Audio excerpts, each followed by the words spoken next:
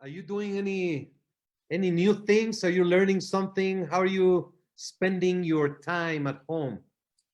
Well, I'm seeing more of my wife, and she.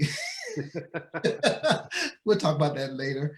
Um, but my kids, I call my mom, who's 91 in Maryland. I just speak to people. I just try to help people out because there's so many individuals that are in desperate needs of assistance. Yes, yes. There's so much need, even for a phone call. There's so many elderly living alone that just a phone call, a message can change their feeling at this time. We have a few pictures that we would like to show you, starting from those days when you were dreaming. So if you can show those pictures from your childhood, I would appreciate it.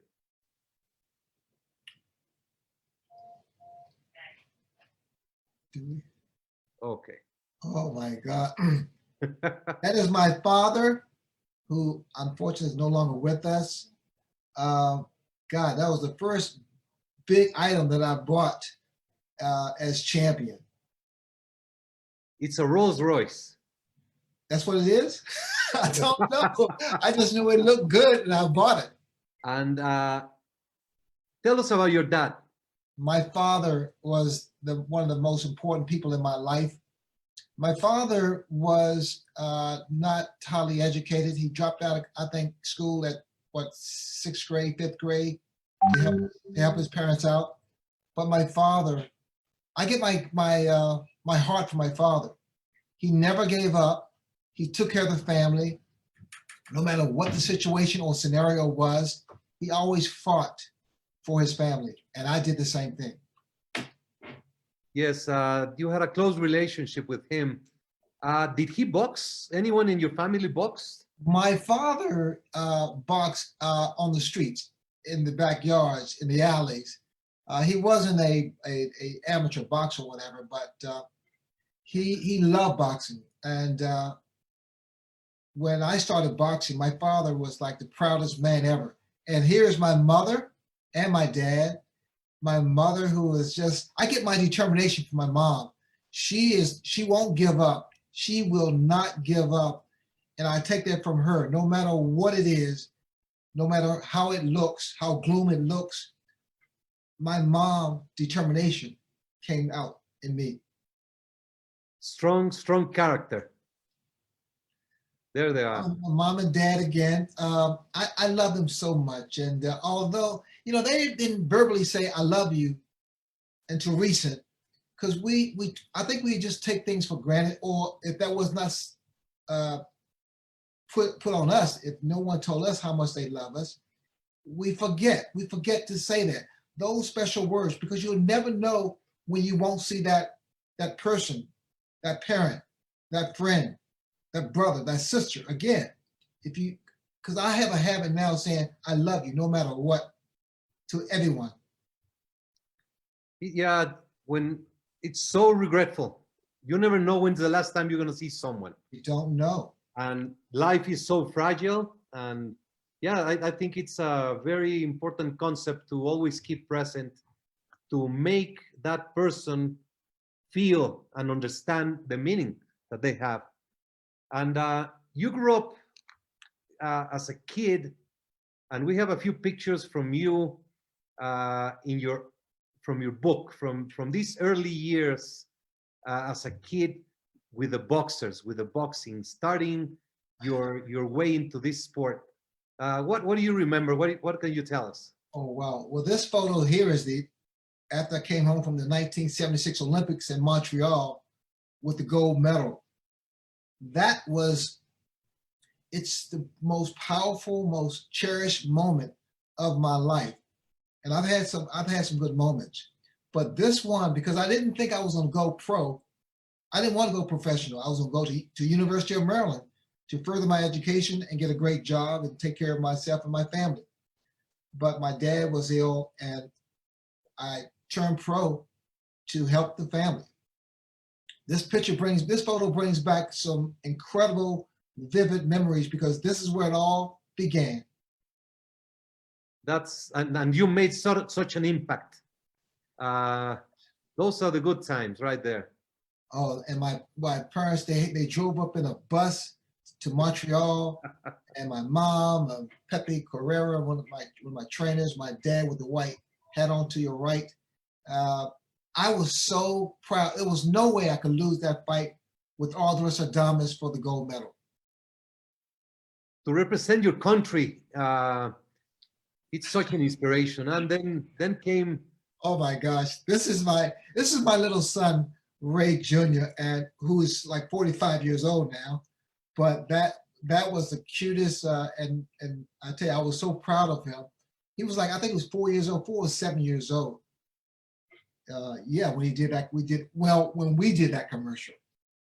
I believe you were the first boxer to line up in commercials, in opening up for so many others.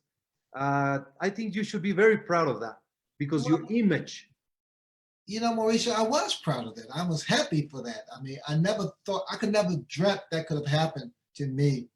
But because of the exposure of the Olympics, the platform of the Olympics, it's like this photo here with Derek Holmes and Bruce Mason and Claude Boger. These my dear friends, and I love these guys, and they were with me from day one. Are these your childhood friends? Yes, my childhood friends. We're talking going way back in the 70s. I believe the childhood friend is that one that is even more important than a brother because the family you don't get to choose. Yes. The friends you get to experience, and it's through those happenings in your life that you get to experience such a brotherhood with those very few from childhood. You know, Mauricio, like I mean, everything was meant to be. It was like inevitable. I fought this guy because back in the day, it was USA versus Russia, USA versus London, UK, USA versus Mexico. We used to get that international competition, which gave me the experience, which groomed me. I had so much experience. I miss those days. I really, really miss those days. What do you think about the current Olympic conditions in which they do not have a difference between amateur and professionals, and in which a world champion could go and fight in the Olympics against an amateur fighter from a small country? Well, you know, the thing about it though, with me, I had like over 150 fights. I was prepared, well, for anyone, but it wasn't even about the experience at some point or degree. It was about the talent that you had, that you can compete with some older guys, more experienced guys. And for me, I was always about the challenge, the next challenge. And, you know, I wanted to show who I was. I was so dedicated. I trained so hard, and I wanted to make things happen. I wanted to be special. Where does Sugar Ray come from? Sugar Ray. Well, my real name is Ray Charles Leonard. My mother named me after Ray Charles, the legendary singer. I mean, I can't sing a lick, but Sugar Ray was one of my idols, and I had a pleasure and honor of meeting him. And this was like back in the 80s now. I saw him at Caesar's Palace in Las Vegas. And I walked up to him, I say, Mr. Robinson, Mr. Sugar, is it okay if I use your name? And he said, absolutely. And that was so cool. That was so cool, Mauricio. So you got the blessing from the man himself to use a Sugar Ray. Yes. That's he was he your inspiration? Oh, yes. My inspirations was Muhammad Ali, Sugar Ray Robinson, Bruce Lee, Elvis Presley. I mean, those were my true idols because they were so different. They were so special. And I wanted to be like them. and I worked hard, because nothing is given to you. You have to work hard for it. Wow. So Bruce Lee was one of your inspirations. Bruce Lee, I mean, to be so small, he was so powerful and so quick, so fast. Uh, oh, he was just, yes, he was my idol. Yes. Uh-huh. No question. And what are your hobbies? Well, hobby, well, it's my golf game. It's my golf. Golf. I love golf. Um, I love tennis. I play tennis 2 days a week. Um, and then getting back to the golf things, I love it. I mean, the thing about golf to me is that if for a fighter, if you move your head, I could hit you. But if it's a little ball stationary, I miss that for some reason. I don't know what's going on.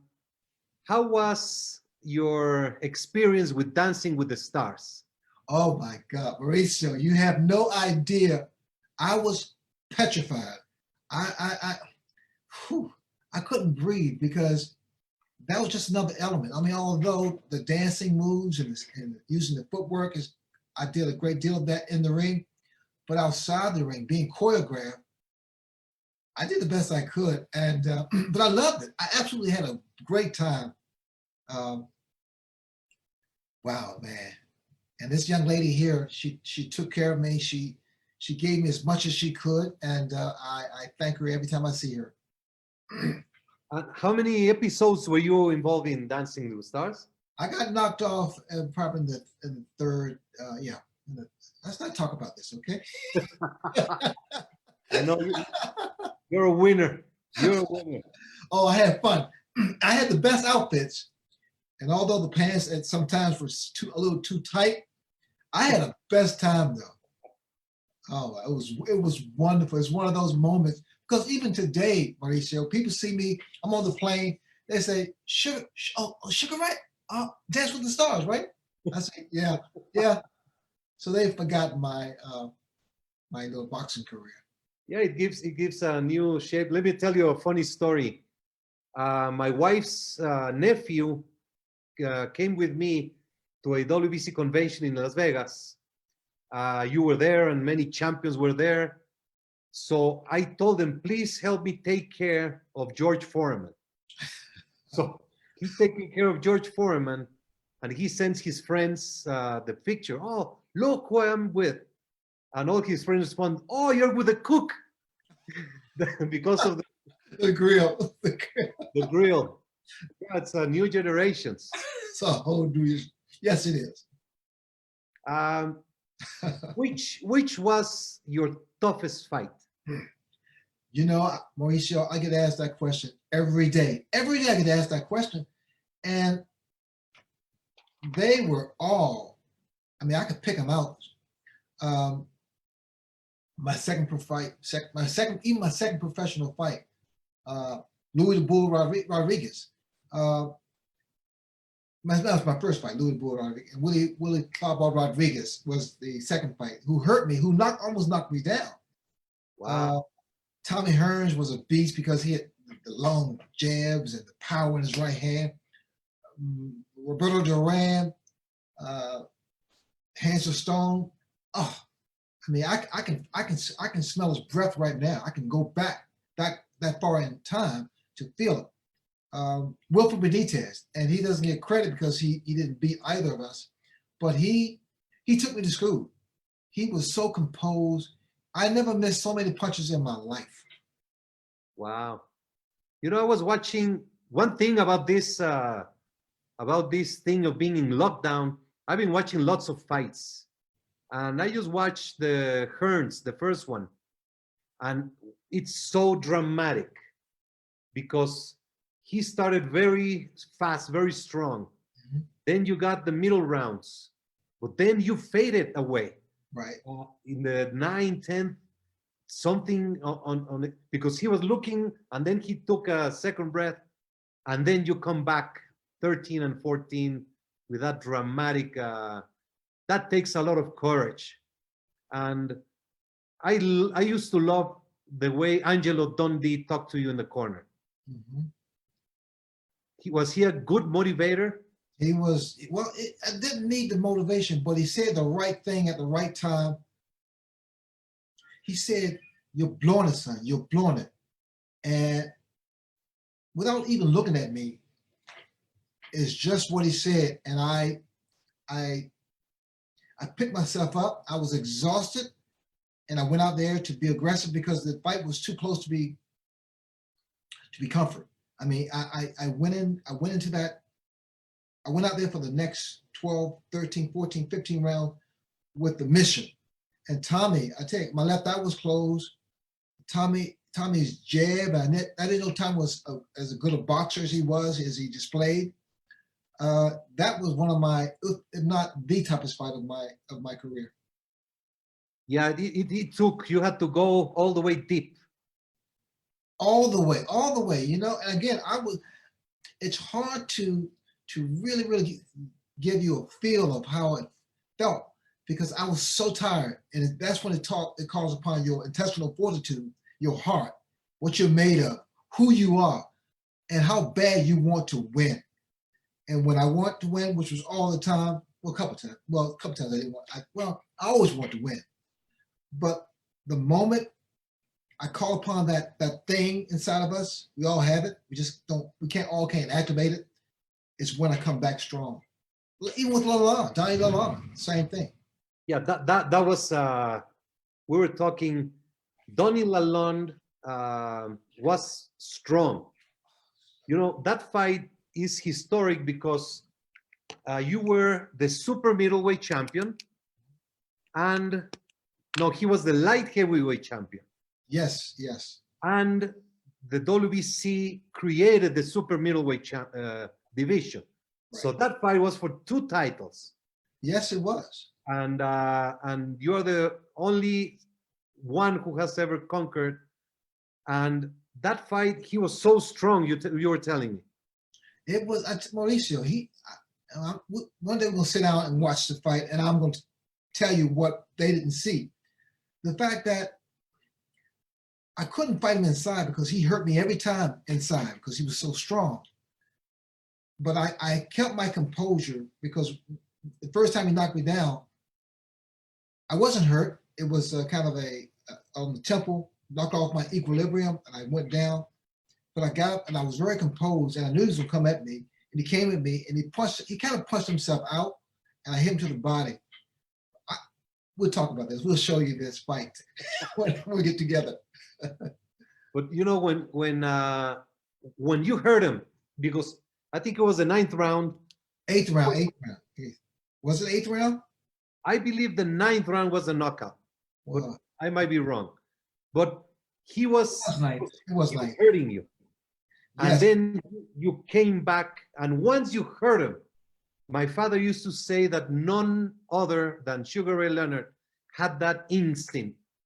When the opponent was hurt, he would just go out and finish him up. That was a very unbelievable knockout. Well, the thing about it, because again, it happens. It just intuitively happens. I get that second win. When I hurt an opponent, 9 times out of 10, I get him out of there. And the same thing happened with Lalonde because he hurt me, and I just went off. I started throwing so many punches and to get him out of there. Are you a sports fan? Do you like football, basketball, baseball? My sports are tennis, golf, things I can't do well. Okay.